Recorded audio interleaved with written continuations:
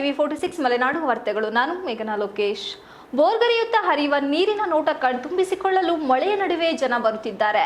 ಕೆರೆ ಭರ್ತಿಯಾಗಿ ಚಿಕ್ಕ ಹಳ್ಳದ ಮೂಲಕ ಎಗಚಿ ನದಿಗೆ ಸೇರುತ್ತಿದ್ದು, ಎಗಚಿ ಜಲಾಶಯದಿಂದ ನದಿಗೆ ಬಿಡುತ್ತಿರುವ ನೀರಿನ ಜೊತೆಯಲ್ಲಿ ಕೆರೆ ನೀರು ಸೇರ್ಪಡೆಗೊಂಡು ನದಿಯಲ್ಲಿ ನೀರಿನ ಹರಿವು ಹೆಚ್ಚಳಗೊಂಡಿದೆ. ನದಿ ಹತ್ತಿರದ ಗ್ರಾಮಸ್ಥರಿಗೆ ನದಿಗೆ ಇಳಿಯದಂತೆ ಎಗಚಿ ಜಲಾಶಯದ ಅಧಿಕಾರಿಗಳು ಈಗಾಗಲೇ ಸೂಚನೆ ನೀಡಿದ್ದಾರೆ.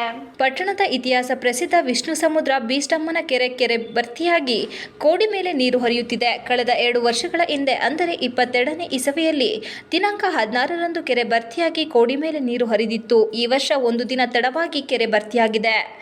ಬಂಡೆಕಲ್ಲುಗಳ ಮೇಲೆ ಹರಿಯುತ್ತಿರುವ ನೀರು ಜೋಗ ಜಲಪಾತದಂತೆ ಕಂಡುಬರುತ್ತಿದೆ.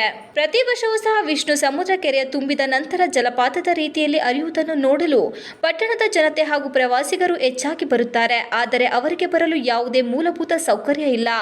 ರಸ್ತೆಯಂತೂ ತುಂಬಾ ಕೆಸರುಮಯವಾಗಿದ್ದು ಯಾವುದೇ ತಡೆಗೋಡೆ ಇಲ್ಲದೆ ಇರುವುದರಿಂದ ಕೆಲವರು ಮೋಜಿನ ಆಟಕ್ಕೆ ಸೆಲ್ಫಿ ಗೀಳಿನಲ್ಲಿ ಕೆಳಗಿಳಿದು ಹುಚ್ಚಾಟ ಮೆರೆಯುತ್ತಾರೆ.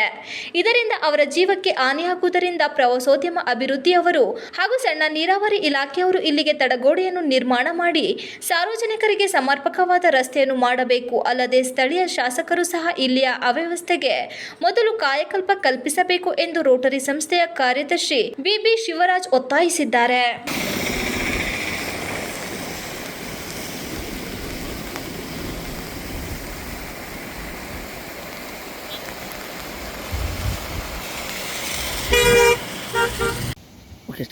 ಜಗತ್ಪ್ರಸಿದ್ಧ ಬೇಲೂರಿನ ವಿಷ್ಣು ಸಮುದ್ರ ಕೆರೆ ಈಗಾಗಲೇ ಕಳೆದ 1 ವಾರದಿಂದ ಬರ್ತಕ್ಕಂಥ ಮಳೆಗೆ ತುಂಬಿ ಹರಿತಿದೆ. ಈ ತುಂಬಿ ಹರಿಯೋದ್ರಿಂದ ಚಿಕ್ಕಳ್ಳ ಎಂಬ ಹೆಸರು ಪಡೆದಿರತಕ್ಕಂಥ ಜಾಗದಲ್ಲಿ ಜಲಪಾತ ತುಂಬಿ ಹರಿಯುತ್ತಿರೋದ್ರಿಂದ ಸ್ಥಳೀಯರು ಮತ್ತು ಅನೇಕ ಚೆನ್ನಕೇಶ್ವರ ದೇವಾಲಯಕ್ಕೆ ಬರ್ತಕ್ಕಂಥ ಪ್ರವಾಸಿಗರು ಅಲ್ಲಿನ ಜಲಪಾತವನ್ನು ನೋಡಲು ವೀಕ್ಷಣೆಗೆ ತೆರಳುತ್ತಿದ್ದಾರೆ.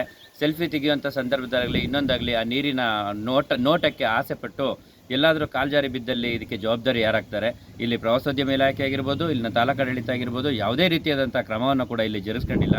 ನೂರಾರು ಜನ ದಿನನಿತ್ಯ ಬಂದು ಇಲ್ಲಿ ಹೋಗ್ತಾ ಇದ್ದಾರೆ.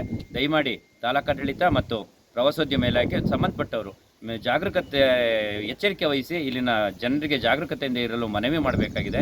ಹಾಗೂ ಇಲ್ಲಿನ ಶಾಸಕರು ಕೂಡ ವಿಷ್ಣು ಸಮುದ್ರ ಕೆರೆಗೆ ಬೋಟಿಂಗ್ ವ್ಯವಸ್ಥೆಯನ್ನು ಮಾಡೋದ್ರಿಂದ ತುಂಬ ಅನುಕೂಲ ಆಗುತ್ತೆ. ಜೊತೆಗೆ ತಡೆಗೋಡೆಗೆ ಅತಿ ತಕ್ಷಣದಲ್ಲಿ ಮುಂದಾದರೆ ಅನೇಕ ಆಗುವಂಥ ಅನಾಹುತಗಳನ್ನ ತಪ್ಪಿಸ್ಬೋದು. ದಯಮಾಡಿ ಇದಕ್ಕೆ ಈ ಕಡೆ ಹೆಚ್ಚಿನ ಗಮನ ಕೊಡಬೇಕು ಅಂತ ಹೇಳ್ಬಿಟ್ಟು ನಾನು ಮನವಿ ಮಾಡ್ತೇನೆ. ಬಿ ಶಿವರಾಜು, ರೋಟರಿ ಕ್ಲಬ್ನ ಕಾರ್ಯದರ್ಶಿ.